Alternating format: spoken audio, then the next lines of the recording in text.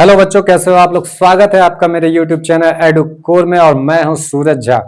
आज की इस इंपॉर्टेंट क्लास में हम लोग बात करेंगे इंट्रोडक्शन टू लीनियर पॉलिनोमियल। आपकी जो नई बुक है गणित मंजरी, उसका सेकंड चैप्टर आज उसको समझेंगे और डिटेल में समझेंगे। यदि आपको नोट्स वगैरह तैयार करना है तो आप वो भी तैयार कर सकते हैं, क्योंकि जो कुछ होने वाला है बहुत ज्यादा वास्ट होने वाला है, डिटेल में होने वाला है।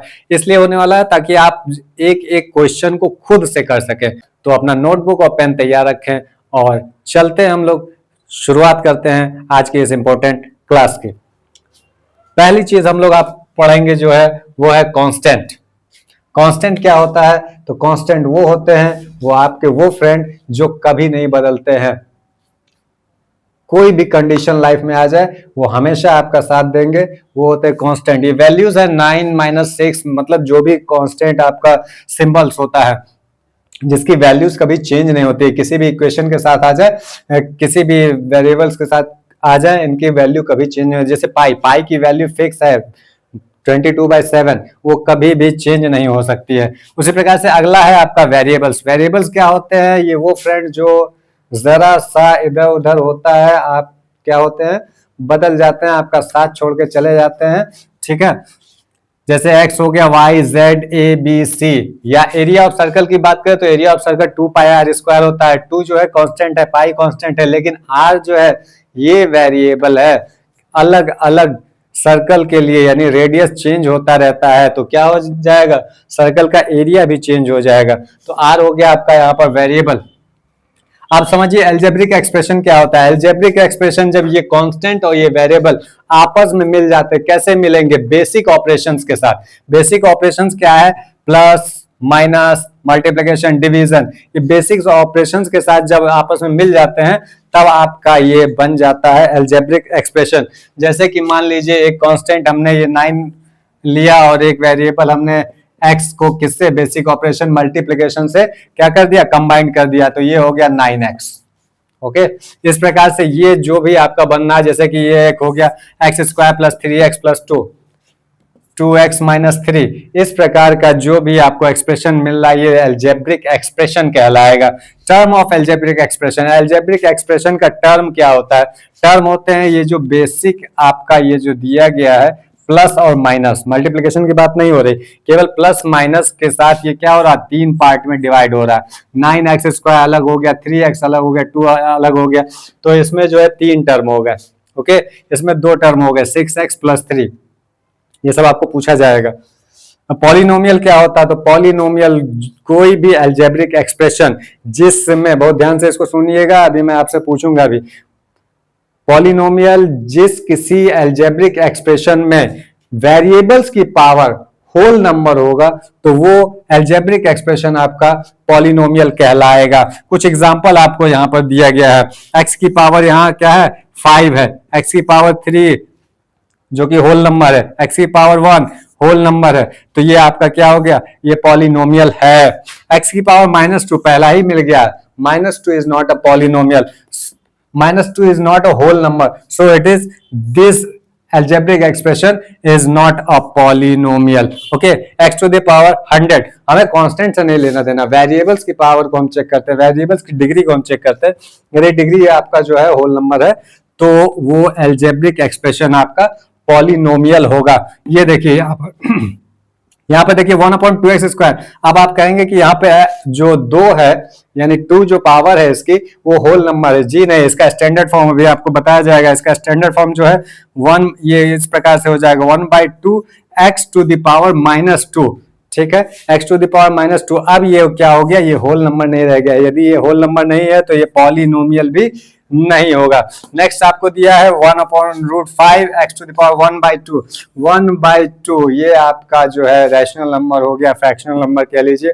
ये आपका होल नंबर तो बिल्कुल नहीं है, इसलिए ये भी आपका नहीं रह गया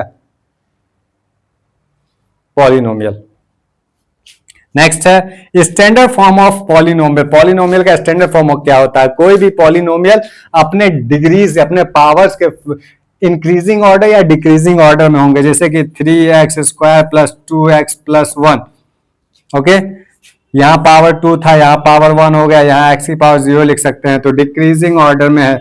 या इसी को रिवर्स कर दिया जाए, 9x माइनस 4x स्क्वायर, इस तरह से भी हो सकता है। तो ये आपका हो गया स्टैंडर्ड फॉर्म ऑफ पॉलिनोमियल। चलते हैं नेक्स्ट टॉपिक पर। अगला है classification of polynomial basis on their degrees.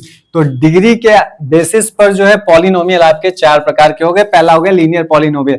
Linear polynomial का मतलब ये है कि जो वेरिएबल्स है उसकी पावर 1 होनी चाहिए, पावर 1 होनी चाहिए। यदि वेरिएबल्स की पावर 1 है तो वो पॉलिनोमियल आपका लीनियर पॉलिनोमियल कहलाता है। क्वाड्रेटिक पॉलिनोमियल का मतलब है कि वेरिएबल्स की पावर, यहां पर वेरिएबल्स की मैं मैक्सिमम पावर की बात कर रहा हूं। यहाँ पे आप इसको यदि आप कहेंगे 3x square minus 4x plus 6 में x की पावर 1 है और यहाँ x की पावर 0, तो ऐसा नहीं, मैं मैक्सिमम पावर की बात कर रहा हूँ, डिग्री की बात कर रहा हूँ। तो मैक्सिमम पावर यहाँ जो है, हायर पावर जो है वो आपकी 2 है, इसलिए ये आपका क्वाड्रेटिक पॉलिनोमियल है। उसी प्रकार से 7x square minus 2, this is also a quadratic polynomial.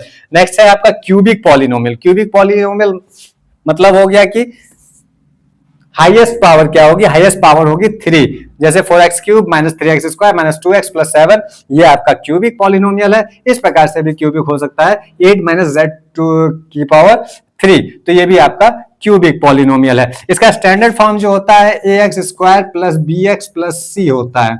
इसका standard ax cube plus bx square plus cx plus d, इस प्रकार से होता है। उसके बाद अगला जो है बाई क्वाड्रेटिक पॉलिनोमियल है, यानी जिसका हाईएस्ट पावर क्या हो जाएगा, 4 हो जाएगा, वो आपका बाई क्वाड्रेटिक पॉलिनोमियल हो जाएगा। इसका जो आपका स्टैंडर्ड फॉर्म होगा ax to the power 4 plus bx cube plus cx square plus dx plus e, ये आपका स्टैंडर्ड फॉर्म हो गया।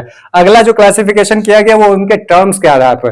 टर्म्स क्या है, पीछे अभी हमने आपको बताया था टर्म्स ऑफ अ पॉलिनोमियल। इसमें एक टर्म है, एक टर्म सिंगल टर्म है। सिंगल टर्म है तो मोनोमियल, मोनो का मतलब ये होता है एक, सिंगल, ठीक है। 8x स्क्वायर 7x और 2 ये सब अलग अलग पॉलिनोमियल है, तो ये मोनोमियल हो गया आपका। दूसरा बाइनोमियल। बाइनोमियल यानी जैसा कि नाम से बाई मतलब 2, बाई ट्राई, ठीक है, टेट्रा पेंटा, इस प्रकार से चलता है। तो आपने केमिस्ट्री में पढ़ा होगा शायद। ये आपका बाइनोमियल हो गया, यानी 2 टर्म हो गए, यहाँ 2 टर्म हो गए, यहाँ 2 टर्म हो गए, इसलिए बाइनोमियल हो गया। और ट्राइनोमियल यानी 3 टर्म होंगे, एक टर्म ये एक्स स्क्वायर का, एक टर्म ये 2x का, एक टर्म 3 का हो गया। उसके बाद अगला जो आता है आपका कांस्टेंट पॉलिनोमियल। कांस्टेंट पॉलिनोमियल यानी ये जो है जितने भी कांस्टेंट नंबर्स हैं they are also a polynomial, because यदि 7/2 है तो इसको x की पावर 0 लिख सकते हैं ना, x की पावर 0 वैल्यू 1, इस पे कोई इफेक्ट नहीं पड़ेगा, तो this is also a polynomial. तो जितने भी कांस्टेंट है वो सब आपके पॉलिनोमियल काउंट होते हैं, पॉलिनोमियल हैं। अब एक एग्जांपल को समझिए, ये आपका एनसीईआरटी का एग्जांपल है। ये आपका टाइल्स दिया हुआ है, स्क्वायर टाइल्स दिया है, यहाँ 1 है, यहाँ 3 टाइल्स है, यहाँ 5 हो गए, और यहाँ पे आपका 2 4 2 6 7 टाइल्स हो गए। अब इन टाइल्स के ये स्टेज लिखा है, stage first, stage second, stage third, stage fourth. अब यहाँ स्टेज और ये नंबर ऑफ स्क्वायर टाइल्स के बीच एक चार्ट बनाया गया है। इसमें क्या है, 1 mean 1 stage, first second stage, third fourth fifth six 8 तक। और उसी प्रकार यहाँ स्क्वायर टाइल पहले 1 था, नेक्स्ट में 3 हो गया, उसके नेक्स्ट 5 हो गया, फिर 7 हो गया, 9 हो गया, 11 हो गया। यानी हम क्या देख रहे हैं, हम देख रहे हैं कि जैसे जैसे एक स्टेज बढ़ने पर नंबर ऑफ टाइल्स बढ़ जाता है। कितने टाइल्स बढ़ रहे हैं, 2 टाइल्स बढ़ रहे हैं। 3 से 5 2 का डिफरेंस है, 5 से 7 2 का डिफरेंस है, 9 से 11 2 का डिफरेंस है, 13, तो 13 के बाद अगला क्या आएगा, 2 का डिफरेंस, तो ये 8 स्टेज पर हो जाएगा कितने टाइल्स, 5 टाइल्स हो जाएगा। तो हमको ये दिख रहा है कि यदि हम इसमें 2 से मल्टीप्लाई कर दें, 1 इंटू 2 में मल्टीप्लाई करके 1 सब्ट्रैक्ट कर दें, तो हमारा ये नंबर ऑफ टाइल्स आ जाता है। 2 1 2 माइनस 1 इज इक्वल टू 1। यदि इसमें 2 से मल्टीप्लाई कर दे, 2 इंटू 2 और माइनस 1 सब्ट्रैक्ट कर दे, तो हमारा नंबर ऑफ टाइल्स आ जाता है 2 2 4 माइनस 1 इज इक्वल टू 3। तो इससे एक रिलेशन मिल रहा है। रिलेशन क्या मिल रहा है आपको, रिलेशन मिला 2n माइनस 1। n क्या है आपका, स्टेज है, n में 2 से ये मल्टीप्लीकेशन हो रहा है और उसमें 1 सब्ट्रैक्ट कर रहे हैं, तो आपका नंबर ऑफ टाइल्स आ जाए। इस प्रकार का जो रिलेशन आपको फाइंड होता है, इस प्रकार के रिलेशन को कहते हैं linear relation. Linear relation, okay. अब एक एग्जाम्पल को समझिए। N auto rickshaw fair start at ₹25 and remains the same for the initial 2 kilometre. एक ऑटो रिक्शा है जिसका कि किराया जो है वो 25 रुपए है। कहाँ तक के लिए? पहले और दूसरे किलोमीटर, यानी आप 2 किलोमीटर जाएंगे वो क्या लेगा? 25 ही रुपए लेगा। ठीक है। देन इट इंक्रीजेस बाय ₹15 पर किलोमीटर, और 2 किलोमीटर से जैसे आप आगे बढ़ते हैं तो 25 रुपए वो जो लग रहा था वो तो लगेगा ही, और पर किलोमीटर 15 रुपीज एक्स्ट्रा लगेगा आपको। What will be the fair for a travel of 10 kilometre? तो कह रहा है भाई यदि हम 10 किलोमीटर जाते हैं तो 10 किलोमीटर जाने में टोटल फेयर क्या लगेगा। ओके, तो इसके लिए हमने एक टेबल बनाया है। टेबल में 1 किलोमीटर ट्रेवल्ड है, 1 किलोमीटर, 2 किलोमीटर, 3 किलोमीटर, 4 किलोमीटर, इस प्रकार से हमने लिखा। फेयर जो है वो 25 रुपए पर किलोमीटर, मतलब 1 किलो और 2 किलोमीटर के लिए 25 रुपए ही लगेगा। लेकिन जब आप तीसरे किलोमीटर पे जाते तो 25 रुपए तो फिक्स है आपका, 1 किलोमीटर एक्स्ट्रा हो गया, यानी 2 किलोमीटर तक तो फिक्स हो गया, तो 1 किलोमीटर एक्स्ट्रा, तो उस 1 किलोमीटर का 15 रुपए लेगा, तो 25 और 15 हो गया आपका 40 हो गया। और उसके बाद फिर एक एक्स्ट्रा किलोमीटर आप चल रहे हैं, 3 2 के बाद 4, यानी 2 किलोमीटर एक्स्ट्रा, तो 2 से मल्टीप्लीकेशन 15 में, तो ये हो गया आपका 25 फिक्स रहेगा, तो 15 इंटू 2 30 प्लस 25 55 हो गया। ओके, इसी प्रकार 5 किलोमीटर आप जाते हैं तो 2 किलोमीटर से ज्यादा है, 2 किलोमीटर तक फिक्स है, तो 5 किलोमीटर तक 3 किलोमीटर एक्स्ट्रा हो गया, तो 3 इंटू 15 हो गया। इसी प्रकार यदि 6 की बात करें, 6 किलोमीटर तो 25 रुपए तो आपको लगेगा ही। 2 किलोमीटर से 4 किलोमीटर एक्स्ट्रा आप जा रहे हो तो 4 इंटू 15 हो जाएगा, ये ऐड होकर के कितना आएगा? 60, 25 प्लस 60, तो ये 85 रुपीज हो जाएगा।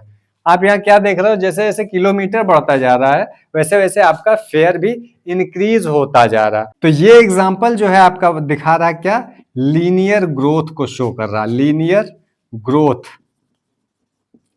ग्रोथ को शो कर रहा है ये एग्जांपल। और यहाँ पर एक आपका रिलेशन आ रहा है, लीनियर रिलेशन जो हमने आपको पीछे बताया था, वो लीनियर रिलेशन आपका कुछ इस प्रकार से आ रहा है, 15n-5।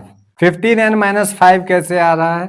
15n-5 यानी n जो है वो आपका ग्रेटर देन और इक्वल टू 2 है, या तो 2 से ज्यादा है या 2 के इक्वल है, या n की जगह 2 रखेंगे तो 15 into 2 30 minus 5 is equal to 25।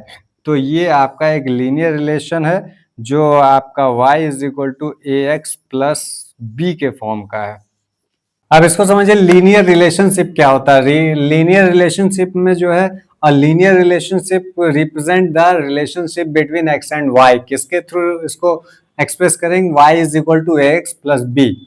x और y के लीनियर रिलेशनशिप को हम लोग y is equal to ax plus b के फॉर्म में एक्सप्रेस करते हैं। इससे रिलेटेड आपका पूरा एक एक्सरसाइज दिया हुआ है, तो उसको समझने के लिए सबसे पहले एक हम एग्जाम्पल को समझते हैं। एग्जाम्पल से आपको बहुत कुछ पता चलेगा। A telecom company charges a fix monthly fee and on additional cost per GB of the internet data use.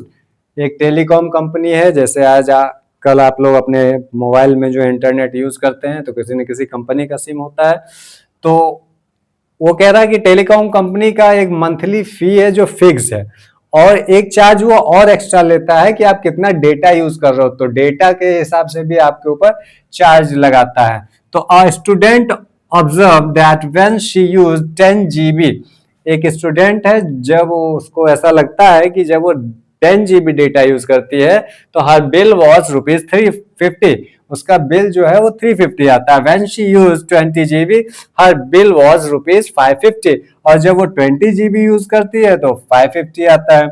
If the monthly bill y depend on the data use x in GB, यदि monthly bill आपका जो है वो x पर depend करता है, जो x जो है वो कितना डेटा आप GB में यूज कर रहे हैं वो है। According to the relation y is equal to x plus b, find the values of a and b। ये आपको रिलेशन यहाँ बताया गया है, लीनियर रिलेशन। अब इसका यूज करके आप a और b की वैल्यू निकालेंगे। तो फर्स्ट थिंग इज कि y जो आपका है वो y है क्या? टोटल। मंथली बिल है रुपीज में, इन रुपीज, ठीक है।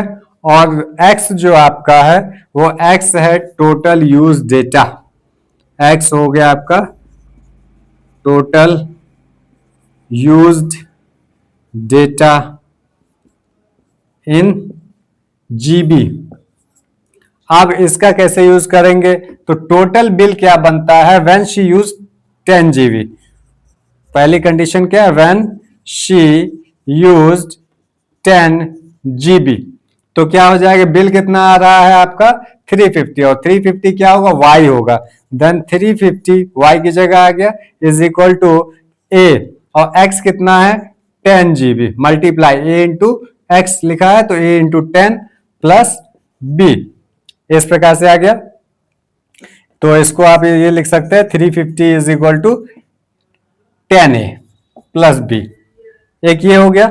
दूसरा क्या हो जाएगा, दूसरा जब वो 20 GB यूज करती है तो 550 बिल आता है, तो फिर उसको लिखेंगे when she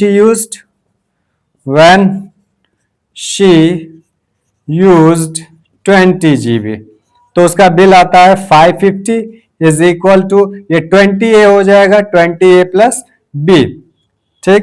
अब देखिए यहां पर हमको a और b का वैल्यू निकालना है, तो यहां से b की वैल्यू आप निकाल लो।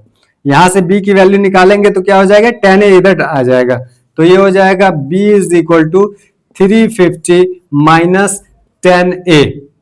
उसी प्रकार यहां से यदि आप b की वैल्यू निकालेंगे तो 550 माइनस 20a हो जाएगा, b is equal to 550 minus 20a। अब यहां भी आप b की वैल्यू ही निकाल रहे हैं, यहां भी b की वैल्यू निकाल रहे हैं, तो दोनों b है तो दोनों को इक्वल रख देते हैं, तो हो जाएगा 350 minus 10a is equal to 550 minus 20a। आप कांस्टेंट को एक तरफ ले जाते हैं वेरिएबल्स को, तो minus 10a plus 20a is equal to 550 minus 350, तो ये क्या हो जाएगा प्लस का 10a इज इक्वल टू 200, 10 से 200 divide, then a is equal to 20, a की वैल्यू 20 आ गई। a की वैल्यू आप कहीं भी रख दीजिए, ऑन हम इसी में रख लेते हैं, on putting the value of a in b is equal to 350 minus 10a, तो 350 माइनस 10 और a की वैल्यू आपने 20 निकाला है, multiplied by 20, then 350 minus 200 is equal to 150, तो b की वैल्यू आपकी आ गई 150। Visualising linear relationship, linear relationship आपने पीछे देखा है y is equal to x plus b के फॉर्म का होता है, तो उसी फॉर्म का ये एक इक्वेशन ले लिया गया y is equal to 2x plus 1। अब इस y is equal to 2x plus 1 को आप ग्राफ पे कैसे रिप्रेजेंट करेंगे उसको देखिए। तो इसमें हमने किया क्या है, पुट यही तरीका होता है, यदि आपको कोई इस प्रकार का रिलेशनशिप दे रहा है और उसको कह रहा है कि ग्राफ पर प्लॉट करने के लिए, तो उसका तरीका समझ लीजिए क्या होता है। Put x is equal to 0, ये 0 कहां से है, 0 हमने अपनी तरफ से ले लिया, ठीक है। x की जगह 0 पुट करेंगे, तो हमने ये सॉल्व किया, x is equal to 0, then y is equal to 2x था, तो 2 इंटू एक्स इज 0 आ गया प्लस 1, 0 इंटू 2 0 हो गया, बच गया प्लस का केवल 1, तो y इज इक्वल टू 1। हमने यहाँ एक टेबल बनाया, जब x की वैल्यू 0 रखते हैं तो y की वैल्यू कितनी आ रही, 1 आ रही। इसी प्रकार से जब x की वैल्यू -1 हमने यहाँ पुट किया, x इज इक्वल टू -1, तो इसी में पुट किया, तो x की जगह -1 रखने पर 2 1 2 माइनस का 2 प्लस 1 सब्ट्रैक्ट होकर -1, y की वैल्यू -1 x की वैल्यू -1 रखने पर y की वैल्यू -1 आ जाती है। इसी प्रकार 1 रखने पर 3 आ जाती है, ठीक है। तो हमने ये सारे पॉइंट्स यहाँ दिखाए हैं, ये आपका पॉइंट है 0,1 पहला पॉइंट, -1,1 -1 ये दूसरा पॉइंट, और तीसरा पॉइंट 1,3। अब इन तीनों पॉइंट्स को क्या करेंगे, हम इसको ज्वाइंट कर देते हैं, और ज्वाइंट करते हुए इसको दोनों साइड में एक्सटेंड कर देते हैं, तो ये क्या बन जाता है, एक स्ट्रेट लाइन बन जाता है, ठीक है।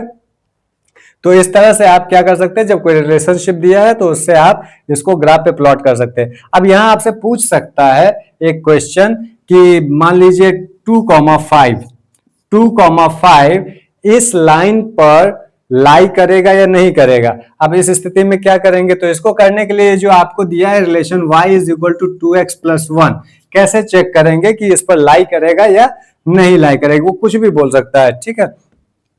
तो ये 2,5 का मतलब क्या है, ये वैल्यू x की है और ये वैल्यू y की है, तो जिसकी जो वैल्यू है वहां पे रख देते हैं, y की वैल्यू 5 रख दीजिए और इधर 2x की वैल्यू 2 प्लस 1, तो 5 इज 2 2 4 प्लस 1 मीन 5। तो लेफ्ट हैंड और राइट हैंड साइड दोनों में क्या आ रहा, 5 5 आ रहा। इसका मतलब ये है कि ये 2,5 भी इस लाइन पर लाई करेगा क्योंकि वो उसको सेटिस्फाइड कर रहा है। ये वैल्यू, ये जो आपको इक्वेशन दिया है रिलेशनशिप को सेटिस्फाइड कर रहा है। अब इन दो ग्राफ्स को देखिए, इनसे आपको क्या दिखता है। ये ग्राफ दिया हुआ है, इसमें कुछ पॉइंट्स दिए हैं। पहला पॉइंट 1,3 है, 1,3 1,3 है। दूसरा जो कोऑर्डिनेट है 3,9 है और तीसरा कोऑर्डिनेट 4,12 है। इसमें कुछ रिलेशन आपको दिख रहा है एक्स कोऑर्डिनेट वाई कोऑर्डिनेट में, एक्स कोऑर्डिनेट वाई कोऑर्डिनेट में रिलेशन आपको दिख रहा होगा कि ये जो y कोऑर्डिनेट है वो x का 3 टाइम्स है। ये जो y कोऑर्डिनेट है वो x का 3 टाइम्स है। 4 3 12, ठीक है। तो इसको क्या लिख सकते हैं, y जो है वो x का 3 टाइम्स है, तो y is equal to 3x। ये जो लाइन आप यहां से प्लॉट करेंगे उस लाइन का क्या हो जाएगा, ये इक्वेशन हो गया, ठीक है। अब यहां पर देखिए, यहां ये भी एक रिलेशन दिया है, -3,6 -2,4, फिर नीचे यहां दे रखा है 1, -2, 2, -4 और 3, -6। इसमें क्या रिलेशन दिख रहा है, इसमें आपको क्या रिलेशन दिख रहा है एक्स और वाई में? आप लोग कमेंट करके बताइए कि आपको इसमें क्या रिलेशन एक्स वाई में दिख रहा है। y जो है 6 है और x जो है -3 है, y 4 है, x -2 है, y -2 है, x 1 है, ठीक है। तो मुझे ये रिलेशन दिख रहा है x y is equal to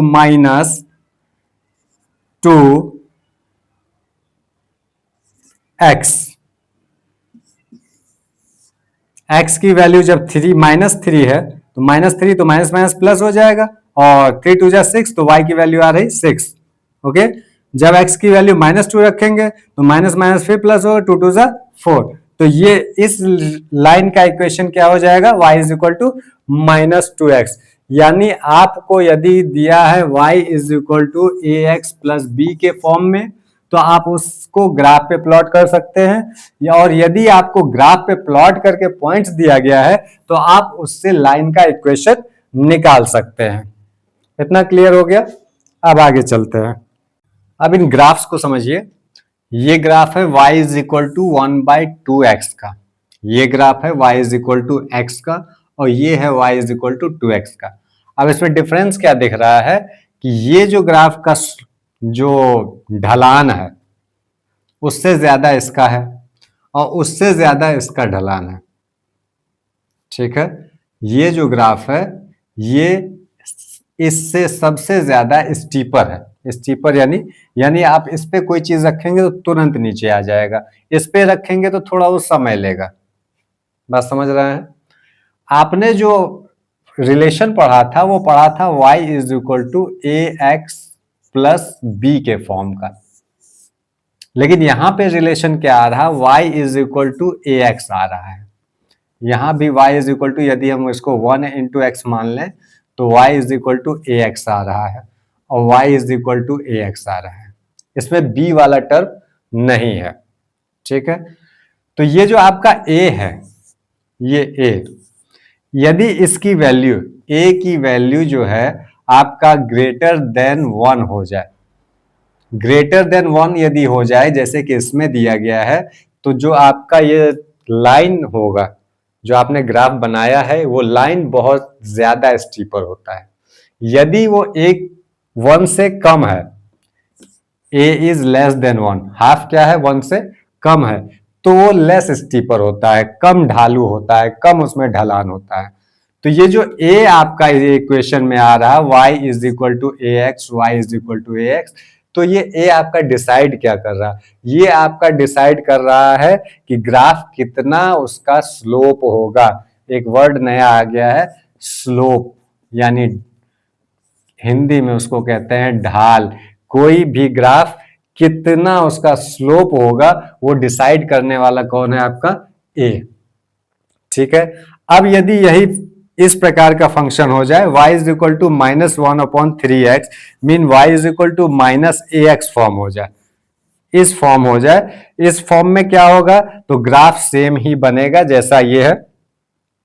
graph आपका बनेगा -x से, ठीक है, -x से आपका x की ओर बनेगा, लेकिन स्लोप जो होगा, जिस प्रकार से इसमें स्लोप चेंज हो रहा है उसी प्रकार से इसमें भी स्लोप चेंज होगा।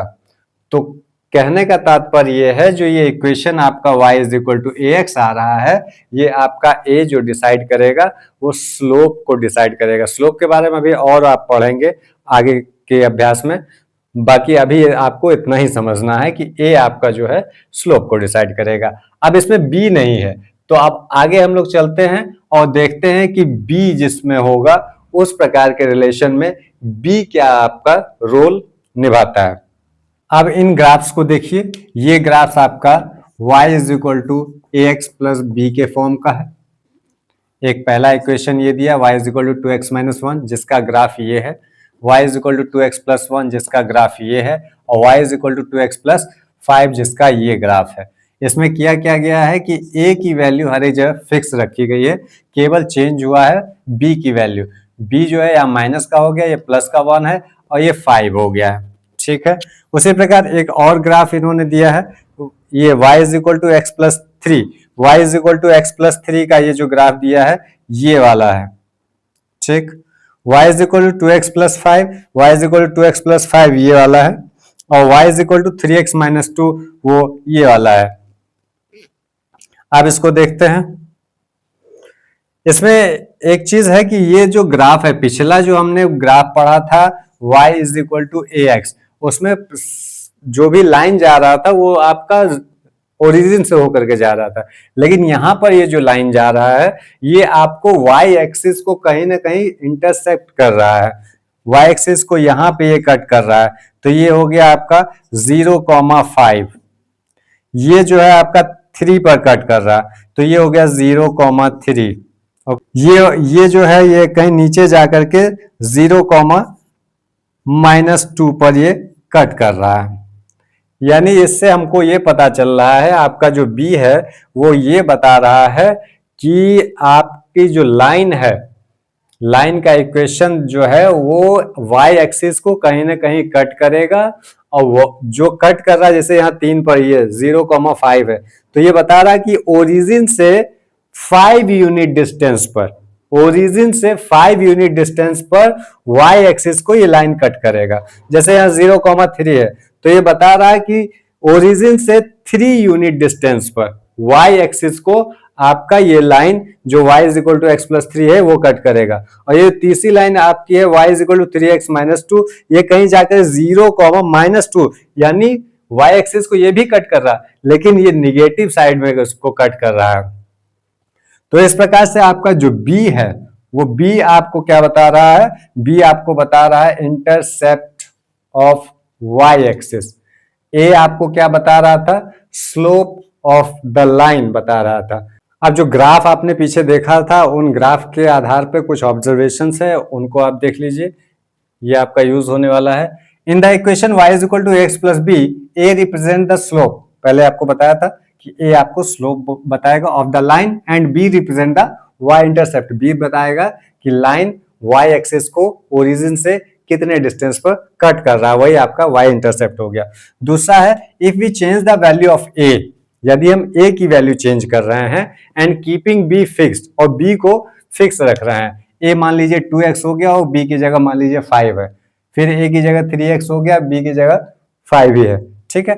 b को फिक्स रखते हैं, the slope of the line changes while the y intercept remains fixed, जो स्लोप है लाइन का वो चेंज हो जाएगा। स्लोप मान लीजिए कि ऐसा था, स्लोप कुछ इस तरह का था आपका, इस तरह का, तो हो सकता है स्लोप उसका चेंज हो करके कुछ इस तरह से ज्यादा स्टीप हो जाए। ठीक है, यदि हम ए को क्या करते हैं, a keeping change and b fix, b को फिक्स रखते हैं तो उसका स्लोप तो चेंज हो जाएगा, लेकिन while the y intercept remain fix, लेकिन वाई इंटरसेप्ट जितना था उतना ही रहेगा। तीसरा इन्होंने ऑब्जर्वेशन दिया है, if we change the value of b, पहले ए को हम क्या कर रहे थे, चेंज कर रहे थे, अब बी को चेंज कर रहे हैं, ए को फिक्स रखते हैं, तो क्या होगा, द लाइन शिफ्ट, लाइन क्या हो जाएगा, थोड़ा शिफ्ट हो जाएगा, remains parallel to the original line, this line with equal slope but different y intercept, दो लाइंस जो होंगे उनके स्लोप तो इक्वल होंगे, लेकिन वाई इंटरसेप्ट क्या हो जाएगा, चेंज हो जाएगा, फिर भी दोनों क्या होंगे, आपस में पैरेलल ही रहेंगे। तो ये कुछ ऑब्जर्वेशंस आपका उन ग्राफ से मिला है। एक और पॉइंट बच गया है, एक और कॉन्सेप्ट बच गया, उसको आप देख लीजिए। ये आपका जो इंट्रोडक्शन का चैप्टर है ये फिनिश हो जाएगा। आपके क्वेश्चन में पूछा जा सकता है कि वैल्यू ऑफ अ पॉलिनोमियल, यानी कोई पॉलिनोमियल दिया है उसका वैल्यू निकालना है। कैसे पूछा जा सकता है, एक px एक पॉलिनोमियल दिया हुआ है, कह रहा find the value of p2, यानी x की जगह आपको पुट करना है 2, तो x की जगह पुट करेंगे 3x की जगह 2 को पुट करके स्क्वायर लगा देंगे, ओके, -5, फिर x की जगह 2 पुट कर देंगे +6, तो 2 का स्क्वायर 2 2 4, 4 3 12, -5 2 10 +6, और इसको 12 + 6 18 -10, ये हो गया 8। तो P2 की जो वैल्यू आ गई वो आ गई 8। इस प्रकार से आपसे क्वेश्चन पूछा जा सकता है। आज की वीडियो में इतना ही, अगली वीडियो में मिलते हैं इसी का एक्सरसाइज 2.1 लेकर के।